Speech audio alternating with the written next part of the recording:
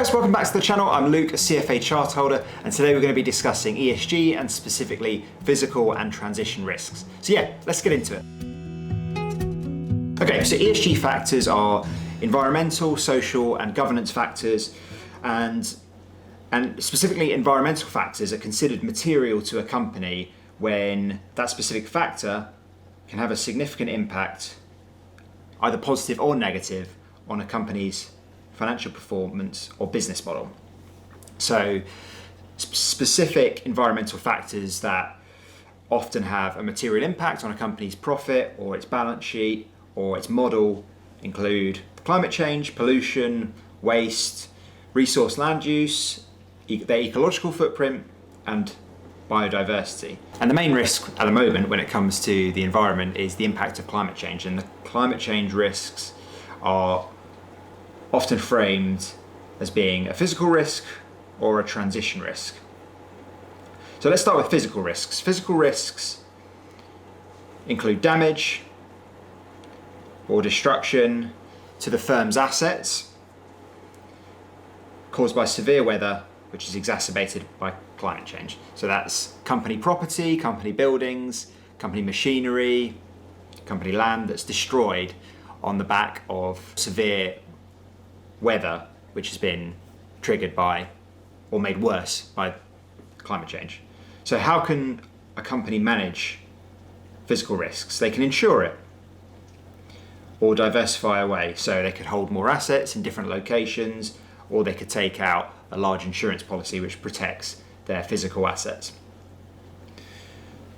The size of physical risks are expected to increase in both frequency and severity due to the increasing prevalence of global climate change.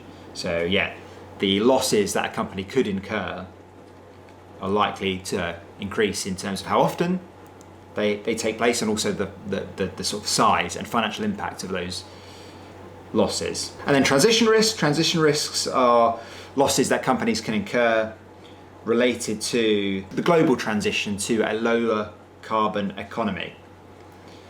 And these are losses that result from an increase in regulation or a shift in consumer demand. So what do we mean by that? So let's look at an example. So a simple example of transition risk is where coal producers, their sales could decline if utility users, so individuals and businesses, switch away from coal-based energy to lower emission sources and renewables. So that's quite a crude example. If you're a coal producer, you have material transition risks because over time, individuals and corporations are looking to become more energy efficient, so we're looking to more renewable sources, and that will have a detrimental impact on the revenue of coal producers. There's also stranded assets. So stranded assets are assets that are no longer valuable or no longer generate a financial return due to the transition away from non-renewable to renewable energy sources. So airlines, for example, many have abandoned their jumbo jets, so those assets are just sitting on the runways, not in use, because the sector has shifted away from fuel inefficient airplanes to fuel efficient airplanes, because these have a less negative impact on the environment. So that's physical and transition risks. That comes under the environmental banner of ESG, worth knowing before going into the exam. Any questions, feel free to fire them off in the comments. I'll see you guys in the next video.